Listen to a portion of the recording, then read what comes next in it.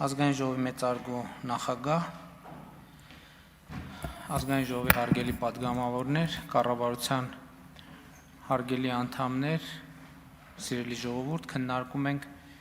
քննարկեցինք ավելի ճիշտ 2026 թվականի պետական բյուջեի նախագիծը եւ իհարկե ֆինանսների նախարարը եւ պատգամավորները այս երկփուլ քննարկումների ընթացքում բազմաթիվ հարցերի անդրադարձել են, բայց նաև այսպես կարմիր թելի նման գնում է, որ սա ըստ էության բյուջեի նախագծի վերջին քննարկումն է այս ազգային ժողովում, որովհետև հաջորդ բյուջետային քննարկումը տեղի կունենա հաջորդ գումարման ազգային ժողովում, եւ ես կարծում եմ եւ հարկ եմ համարում մեկ-երկու գնահատական տալ արդեն այս պահի դրությամբ տեղի ունեցող կամ տեղի ունեցած բյուջետային քննարկումներին եւ ամփոփելով ուզում եմ ասել, որ վերջին այս գումարման ազգային ժողովի հետ մեր աշխատանքը ընդհանուր առմամբ լավ եմ գնահատում եւ գոհ եմ կառավարության արած աշխատանքից եւ իհարկե չեմ գնահատում, այլ գնահատում եմ լավ եւ հիմա ուզեմ ասել, թե ինչու եմ լավ գնահատում։ Օրինակ մենք իհարկե դեկտեմբեր ամսում ենք բյուջետային տարին, դեռևս չի ավարտվել, բայց մենք որոշակի վստահ կանխատեսումներ ունենք 2025 թվականի բյուջեի հարկային եկամուտների կատարման առումով եւ պիտի ասեմ, որ վստահ ենք, որ 2025 թվականի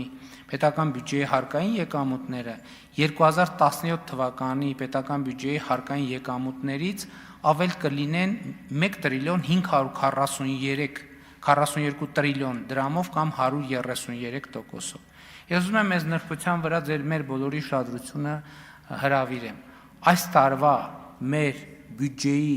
հավելյալ ավելացած մասը 2017-ի համեմատ ավելին է, քան 2017-ի ընդհանուր բյուջեն։ Այսինքն մեր ավելացած մասը 2017-ի տարեկան բյուջեից ավելին է։ Եվ ինչ եմ 17 թվականի հետ համեմատում, որովհետև 2018 թվականի երկրորդ կեսին բյուջետային տրամաբանությունը փոխվել է, չնայած 18 թվականի համեմատությամբ նույնպես մեր բյուջեի եկամուտները աճել են։ 2021 թվականի խորհրդարանական ընտրությունների ժամանակ մենք խոստացել էինք, որ միջինում տարեկան կապահովենք 7% տնտեսական աճ։ Այս խոստումը լի կատարված է, որովհետև վստահ ենք, որ 5 տարիների արդյունքում նվազագույնը ամենանվազ տարբերակը ասեմ 7.5-7.6% տնտեսական աճ կապահովենք, իրատեսորեն ավելի բարձր աճ կապահովի միջին տարեկանում։ 2021-2024 թվականներին արդեն Հայաստանի Հանրապետության համախառն ներքին արդյունքը աճել է 36.6%-ով։ Սա շատ լավ ցուցանիշ է։ Հիմա շատ որ խոսում ենք, անդադ քննարկվում է այդ հարցը, խոսվում է այն մասին, ասում են շատ լավ, խոսում եք բյուջեի աճ, տնտեսական աճ եւ այլն, աշխատավարձերի աճ, աշխատատեղերի աճ, բայց լավ մարդկանց կյանքի վրա դա ոնց ազդի։ Հիշում եք նաեւ հանձնաժողովի քննարկումների ժամանակ ես այս հարցին անդրադարձել եմ եւ ուզում եմ այս հարցին նույնպես պատասխանել փորձագիտական եզրակացությունների հիման վրա։ Գիտեք, ինձ մեր տնտեսագետ գործընկերները հուշել են, որ այդ հարցի պատասխանը կարող է տալ այսպես կոչված ջինի գործակիցը, որը ցույց է տալիս, թե երկրում գեներացված եկամուտները ինչքանով են հավասարաբար բաշխվում բնակչության միջև։ Եվ վերջին ցուցանիշներով Հայաստանի Հանրապետությունը էական բարելավում է ունեցել այս տեսակետից եւ նախորդող շրջանի նկատմամբ մենք բավականին լավ աճ ունենք, ինչը նշանակում է, որ երկրում գեներացվող գումարները, արդյունքը հնարավորինս, այսինքն դրա բաշխումը հնարավորինս հավասար եւ արդար տեղի է ունենում եւ բարելավում է։ Իդեպ ես այսօր երբ որ պատրաստվում էի այս ելույթին, Ես ջինի գործակցին նորից անդրադարձա եւ ին աչքը ծակեց հետեւյալ։ Ես ուզում եմ հասկանալ, այս ցուցանիշը պատմականորեն լավագույնն է Հայաստանի պատմության մեջ, թե չէ։ Եվ գիտեք ինչ պարզվեց։ Պարզվեց, որ պատմականորեն լավագույն ցուցանիշը Հայաստանի համար ջինի գործակցի որ թիվը լինի 2020 թվականը։ 2020 թվականը։ Սա ինչի մասին է խոսում։ Սա խոսում է նրա մասին, որ կոവിഡ്ի ճգնաժամի կառավարման մեծ ուղված բոլոր քննադատությունները պարզապես մտածածին են։ Այդ ժամանակը մենք 2018 թվականին ընտրությունները հաղթել ենք հոգատար հանրություն կարգախոսի ներքո եւ 2020 թվին ջինի գործակիցը ցույց է տալիս, որ մեր կառավարությունը հենց այդ ռազմավարությամբ առաջնորդվել։ Եվ 2020 թվին երկրի արդյունքը հնարավորինս հավասարաբար է բաշխվել, սա նշանակում է, որ ճգնաժամի ժամանակ մենք առավել հասցեական աջակցություն ենք ցույց տվել մեր քաղաքացիներին։ Հիմա ուզում եմ անդրադառնալ այլ ցուցանիշների, աշխատատեղերի թիվը։ Այս տարի հոկտեմբերին մենք կրկին ունեցել ենք բացարձակ գրանցված եւ աշխատավարձով ապահովված աշխատատեղերի ռեկորդ։ 2025 թվականի հոկտեմբերին 810,074 գրանցված աշխատատեղ ունենք երկրում։ 2018 թվականի նկատմամբ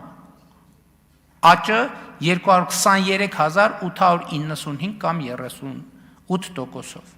Հարգելի գործընկերներ, սա արձանագրում է, որ 2018 թվականից ի վեր մենք Հայաստանի Հանրապետությունում ստեղծել ենք 223,895 աշխատատեղ։ Նման ցուցանիշ,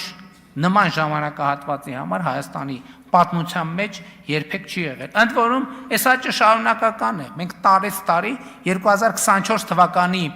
նկատմամբ 30,000 հոկտեմբերի նկատմամբ 30,000 աշխատատեղ է ստեղծվել, 31,004% ավել։ Միջին աշխատավարձը հոկտեմբերին 313,000 դրամ է։ 2018 թվականի նկատմամբ աճը 135,657 դրամ կամ 76%։ Շատ խոսում են գնաճի մասին։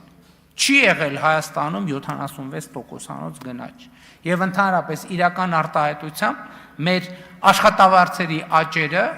երկնիշ են 20 եւ ավել տոկոս, ինչը ցույց է տալիս քաղաքացիների բարեկեցության մակարդակը։ Եկամտային հարկը, որը հոկտեմբերին վճարվել է, եղել է 50 միլիարդ 699 միլիոն, որը 2018 թվականի հոկտեմբերի համեմատ համարյա կրկնակի ավել է 95%-ով 24 միլիարդ դրամի։ Եվ ուզում եմ նաև ընդգծել, որ հիմա այս ամեն ինչի այս թվերը ինչ կապ ունեն քաղաքացիների բարեկեցության հետ։ Քաղաքացիների բարեկեցության հետ կապ ունեն այնքանով, որ մենք 2018-ից 2025 թվականը Հայաստանի Հանրապետության քաղաքացիներին ուշադրություն դարձրեք 384 միլիարդ դրամ ենք վերադարձրել եկամտային հարկի գծով քաղաքացիներին։ Այդ փողը ուղղակի տվել են քաղաքացիներին,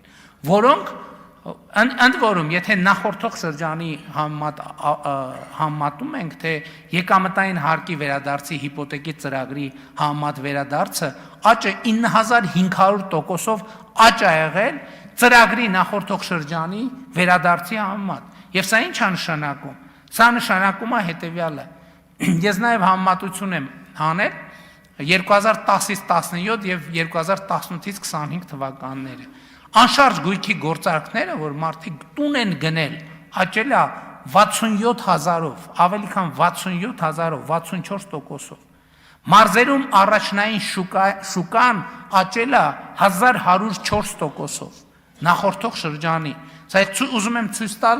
տարածքային համաչափ զարգացումը եւ ընդհանուր առմամբ առաջնային շուկայի աճը 10-17-ի համեմատ 465%։ Այս ամեն ինչը ցույց է տալիս, որ Հայաստանը գտնվում է զարգացման ուղեծրի վրա։ Արդյոք Հայաստանում կա սոցիալական եւ աղքատության խնդրեմ։ Այո, Հայաստանում կա սոցիալական եւ աղքատության խնդրեմ։ Բայց մենք Իմիջիայլոց վերջերս աղքատության ցուցանիշները հրապարակվեցին, մեր գնահատմամբ դրանք շատ բավական լավ ցուցանիշներ են, բայց քանի որ մեթոդաբանական հարցերը դեռ պետք է ճշգրտվեն, բայց այդտեղ մի բան է երևում, որ ծայրահեղ աղքատությունը 0.6% է, անկախ մեթոդաբանությունից, այս նշանակում է մենք ըստ էության շատ մոտ ենք ծայրահեղ աղքատությունը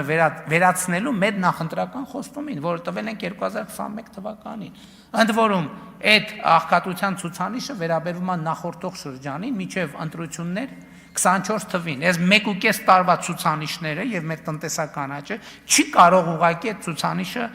բան չանել, չնվազեցնել։ Հիմա հարգելի գործընկերներ, Հայաստանում արդյոք կա աղքատության խնդրեմ։ Այո, Հայաստանում կա աղքատության խնդրեմ, բայց ժամանակն է ի վերջո, որ մենք առերեսվենք եւ արձանագրենք աղքատության պատճառները։ Հայաստանի Հանրապետությունում այլևս աղքատության պատճառն այն չի, որ աշխատատեղ չկա։ Չկա, այդ խնդրեմ վաղուց վերացված է։ Հակառակ դեպքում չէր լինի, որ հազարավոր, ել չեմ ասում տասնյակ հազարավոր մարդիկ ուրիշ տեղերից գային Հայաստանում աշխատեին եւ ուրիշ տեղերում իրանց ընտանիքները պահեին։ Բայց չի կա Հայաստանում աղքատություն։ Հայաստանում աղքատություն կա միայն հետևյալ պատճառով. աղքատ չլինելու հմտությունների բացակայության պատճառով։ Ես շատ եմ ուսումնասիրել այս հարցը եւ սա շատ կարեւոր, շատ պատասխանատու եւ շատ սուր հայտարարություն է։ Եվ ասում եմ, այո, Հայաստանում աղքատություն կա միայն աղքատ չլինելու հմտության բացակայության կամ սակավ լինելու պատճառով այն մարդկանց շրջանում, ովքեր աղքատ են, աղքատության մեջ են գտնվում, որովհետև մենք 2018 թվականից էլ որդեգրել ենք այդ ռազմավարությունը, որ աղքատությունը հաղթահարելու ձևը աշխատանքն է,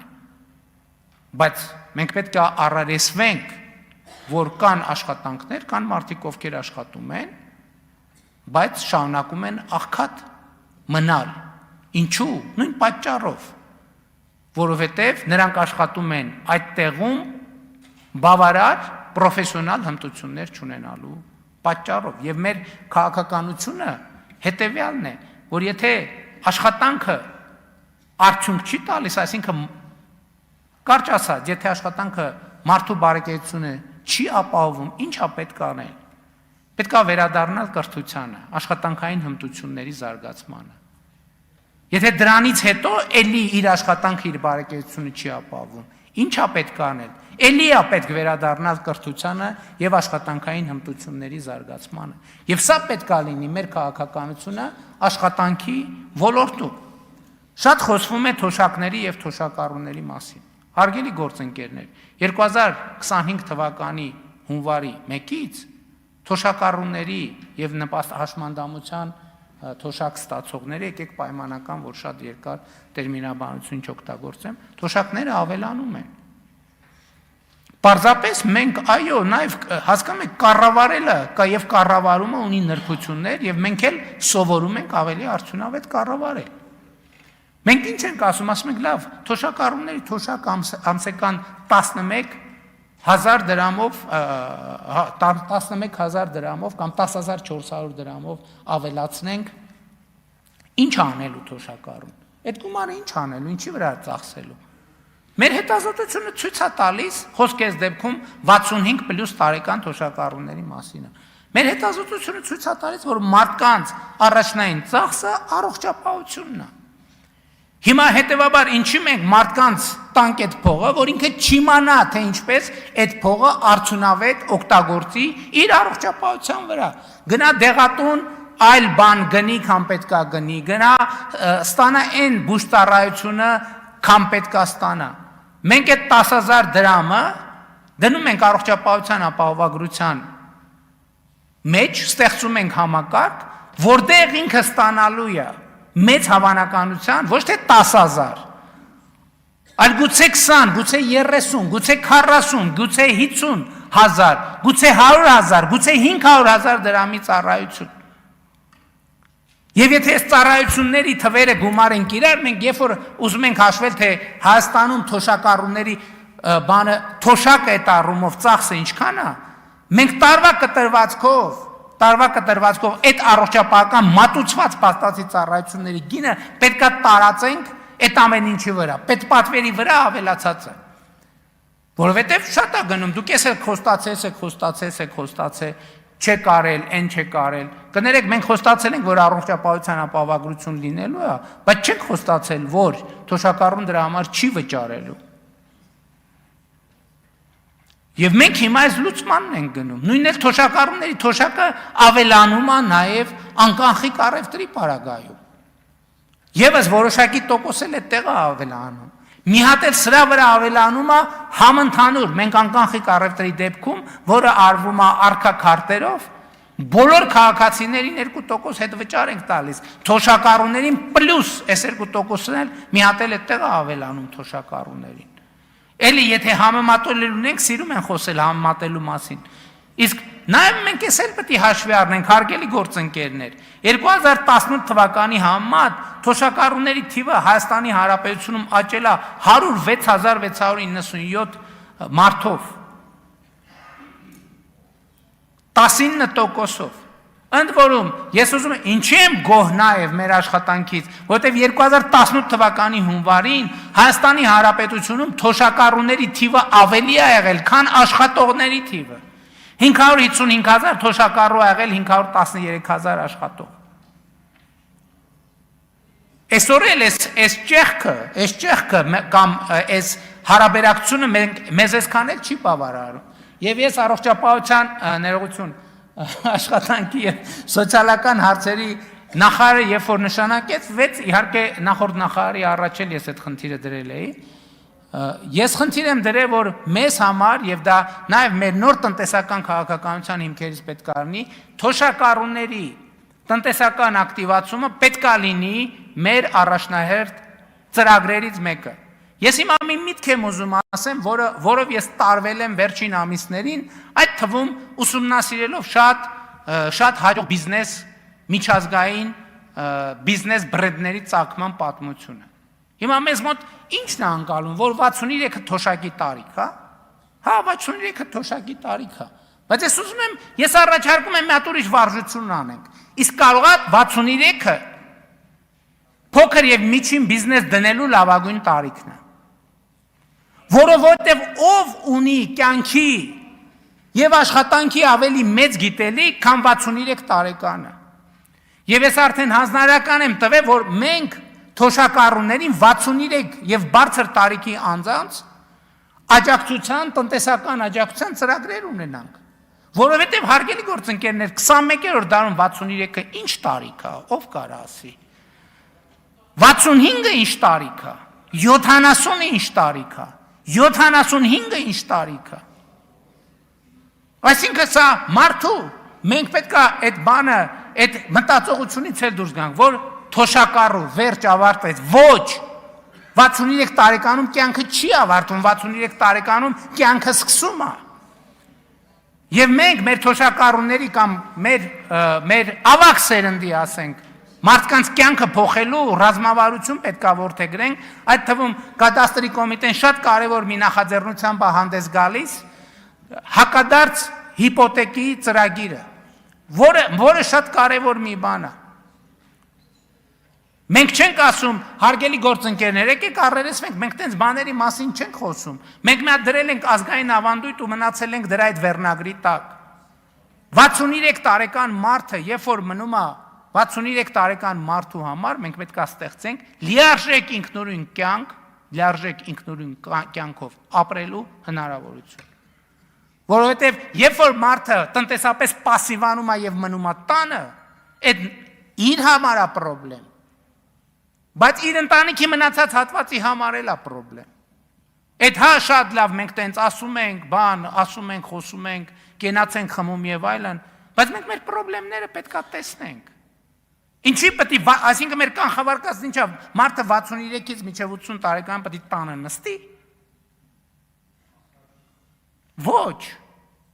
Մարդը այդ աշխատել այնքան գիտելիք է կուտակել, մենք պետք է պայմաններ ստեղծենք, որ ինքը այդ գիտելիքը, որը ասма տենց ասացված կա, չէ, ասма եթե երիտասարդությունը իմանար, եթե ծերությունը կարողանար։ Հիմա ծերությունը կարող է, որովհետև դա այլևս ծերություն չէ, այդ մի ժամանակ էր 63 տարեկանը ծերություն, 65 տարեկանը ծերություն, 70 տարեկանը ծերություն, 75 տարեկանը ծերություն, 70, եթե մարդը առողջ է, իսկ կներեք, եթե մարդը առողջ չի, 29 տարեկանն էլ է ծերություն։ Եթե մարդը առողջություն չունի, ինչ տարբերություն, ինքը 29 տարեկան է, 39, 35, 42, 50 թե 55, ինչ տարբերություն։ Իսկ եթե մարդը միջին, էլ չեմ ասում, որ ժամանակակից աշխարհում տեխնիկան այնքան է զարգացել, բացարձակ առողջ մարդ չկա։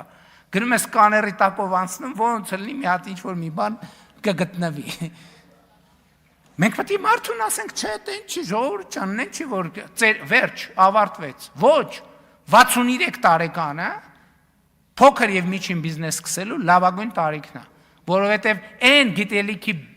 պաշարը, որ կուտակվել է, որևէ մեկը չունի։ Հիմա էլի պետական պարտքի այդ թեման։ Մեր ընդդիմության հարգելի գործընկերները տենց է չհասկացան, թե պետական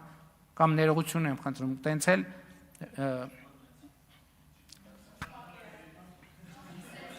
մի խանգարեք։ Լավ, տենց է ճիշտ չհասկացան, թե պետական բյուջեն, հիմա մեր կանոնակարգով եմ առաջնորդում, էլի, փորձում եմ վարչական վարույթի տակ չընկնեմ կուսակցության ներս։ Դրա համար էլ այդ 20 թվի այդ պատմությունը հիմնադրամի միջև էլ գլխի չեն ընկնում։ Պետական բյուջեն մի հատ տակառ է, որի մեջ լցնում ենք ջուր։ Մի հատ կանաչ դույլով ենք լցնում, մի հատ կարմիր դույլով, մի հատ դեղին դույլով, մի հատ շագանակագույն դույլով։ Հետո ծորակով ներքևից բացում ենք այդ ջուրը գալիս է։ Երբ որ այդ ջուրը գալիս է, մենք չենք կարող ասենք, այս բաժակի մեջ դեղին դույլի ջուրը լցվեց, կանաչ, կարմիր, թե կա, որովհետև պետական բյուջեն մի հատ ընդհանուր հասկացություն է։ Այսինքն դու որ փողը ծախսում ես, իհարկե կան նաև նպատակային բաներ, վարկային ծրագրեր, որ ծախսում ես միայն կոնկրետ նպատակի համար, բայց ընդհանուր առմամբ պետական բյուջեն կամ որ դու նպատակի համար, ասենք, մի նպատակի համար ուղղում ես, դա քո նպատակն է, ուրիշի նպատակը չի։ Դա նշանակում է, երբ որ դու վարկային ծրագիր ուղղեցիր, այդ կոնկրետ նպատակի համար, այդ տակառի մեջ ուրիշ ջուր հայտնվեց, որ դու կարող ես օգտագործել այլ նպատակի համար, որովհետև այդ ջուրը ի սկզբանե ինչ նպատակի համար նախատեսվել էր, դրա համար դու ուրիշ տեղի ջուր ես բերել եւ այդ ջրով ես ջրել։ Ինչն է անհասկանալի։ Հիմա պետական պարտքի այս բանը, այս պատմությունը։ Ընդ որում, այո, մենք չենք ուզում այդ թեմայի մասին խոսենք, որովհետև չենք ուզում, հիմա ինչ ենք ուզում խոսել, որովհետև հիմա խաղաղություն է հաստատված, կարող ենք խոսել։ Պետական պարտքի ամբողջ ավելացումը կամ չեն տեսել իրանք բյուջեով։ 2018-ից մինչև 2025 թիվը ներառյալ 4.4 միլիարդ դոլարի կապիտալ ծախսա միայն պաշտպանության ոլորտում, 25-ը ճիշտ ասի, թե 24-ում։ Լավ, վերջ ինչ-որ մի ժամանակահատվածում չեն տեսել այդ թիվը, ոնց կարա ինչ տեսնեին։ Հաջորդը, այս մի ուղղությունն է, հաջորդ ուղղությունը ինչ-որ պարտքը ավելացա, կապված է Ղարաբաղի փախստականների և Ղարաբաղի հետ կապված չնախատեսված ֆունկցիաների ծախսի համար։ Ուրիշ պատմություն սրա տակ չկա և պարզապես գոյություն չունի։ Չեմ ասում, իհարկե նախկինում եղել են վարկային պայմանագրեր և այլ, այսինքն ինչ-որ բնական ունաչ պետք է նախատեսված լինի։ Բայց ընդհանուր առմամբ գնահատելով կառավարության նախորդող շրջանի աշխատանքը, ես ուզում եմ ասել,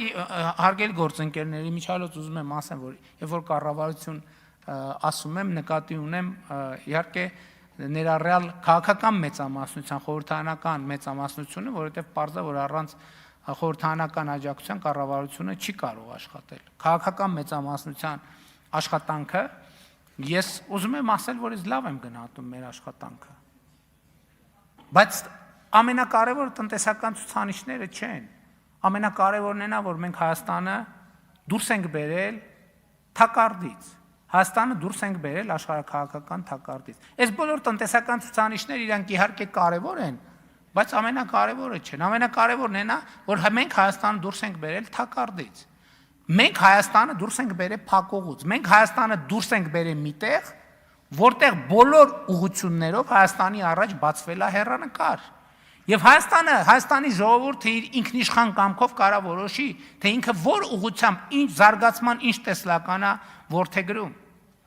Հիմա նաև տեղի ունեցավ վերջին կարևոր իրադարձությունը, որ ընդդիմություն եկել նոր թեմա ենք դեպ, հրապարակեք բանակցային փաթեթը, հրապարակվեց բանակցային փաթեթը։ Հիմա էլի նույն նարատիվները, որոնք վաղուց հնացած են։ Ես ձեզ մի բանաձև եմ ասում, ինչ կասեն ընդդիմության բարձրացրած բոլոր հարցերի պատասխանը։ Երբ որ իրանք խոսում են բանակցային գործընթացի մասին, սենց պտիլներ, հարգելիներս հարց տանք,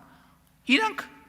քանի տարի, 30 եւ ավելի տարի իշխանություն են եղել։ Մի կտորով էլ,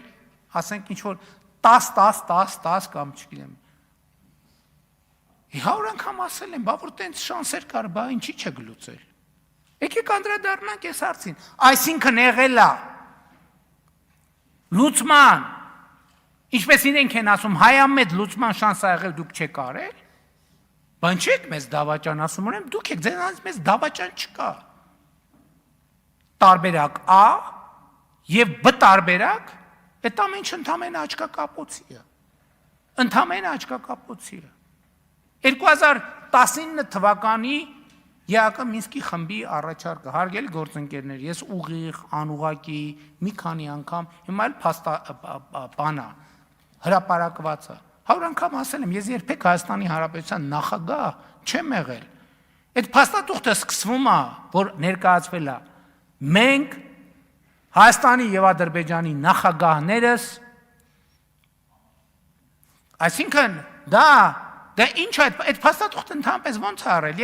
ես երեք մի քննարկման ժամանակ ես արձանագրեցի, որ ես նրբությանը չեմ անդրադարձել, որովհետև ես այնքան շատ բանի եմ անդրադարձել, ինձ թվում է, թե ամեն ինչի անդրադարձել եմ։ Այդ 19 թվի փաստաթուղթը ոնց է հայտնվել։ Այդ 19 թվի փաստաթուղթը հայտնվել է հետևյալ տրամաբանությամբ, երբ որ ես 2018 թվականին վարչապետ եմ դարձել, ես խնդիր եմ դրել, ասել եմ համանախագահների առաջ բոլոր, ասել եմ, ստեղ թղթեր կան լիքը, ես մի չեմ հասկանում, այս թղթերից որն է այս պահի մեկնարկային կետը բանակցային գործընթացի նախորդող շրջանի բանը ամփոփումը սեղմագիրը, որն է նախորդող շրջանի բանակցային գործընթացի սեղմագիրը։ Այդ 2019 թվականի հունիսի թուղթը է, երբ որ ես ասել եմ ինձ,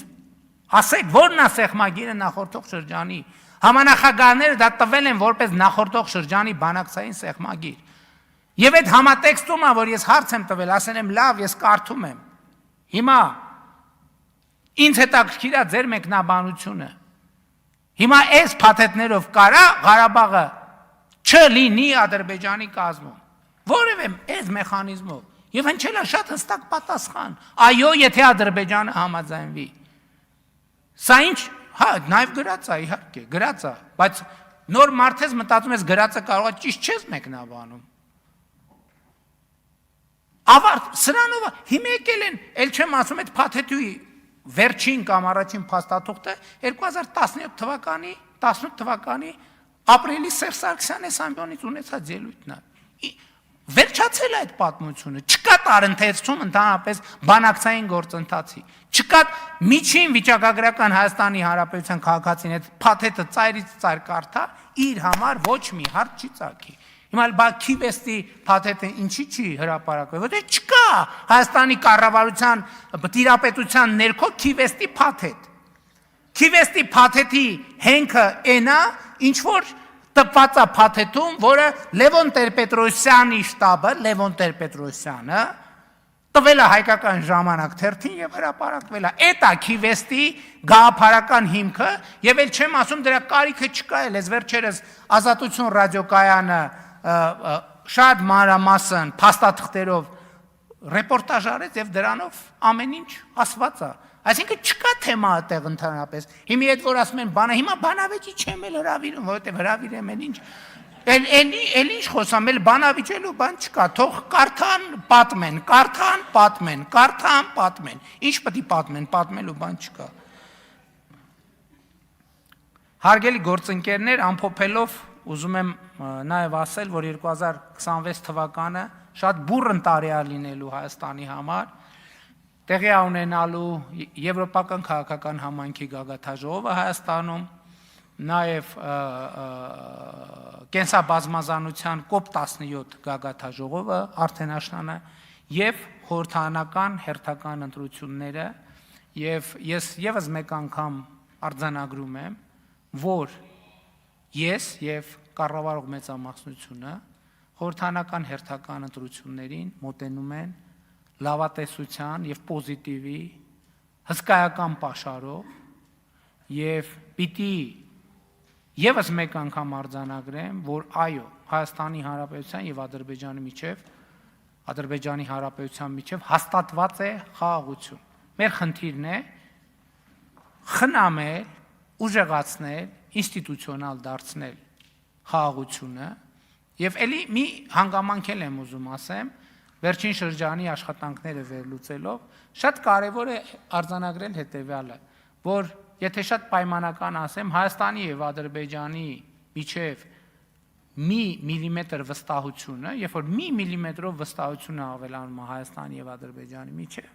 ինքը բերում է 10 սանտիմետր գործնական առաջընթացի։ Սա բարձր պայմանական բանաձև եմ ասում, բայց ուզում եմ իմ տպավորությունները կիսել նաեւ այդ առումով։ Եվ ուզում եմ ասել, որ այսօր ես խաղաղության հեռանկարի վերաբերյալ շատ ավելի լավատես եմ, քան ասենք 2025 թվականի օգոստոսի 15-ին 20-ին, չնայած այդ պահին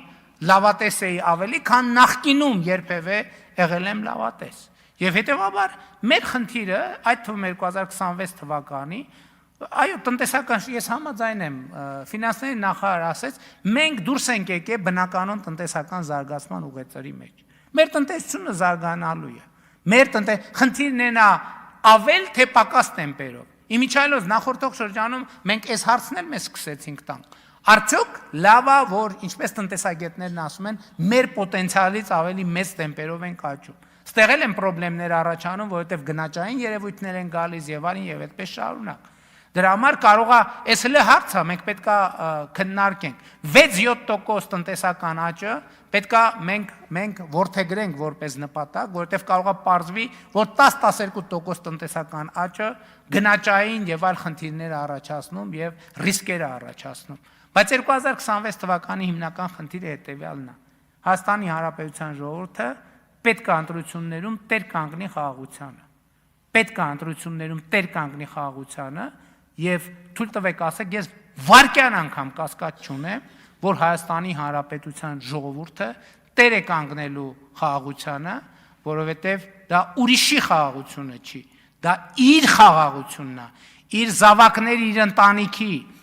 իր թորների, իր ծորների խաղաղությունն է եւ դա մեծագույն տուրքն է բոլոր նահատակներին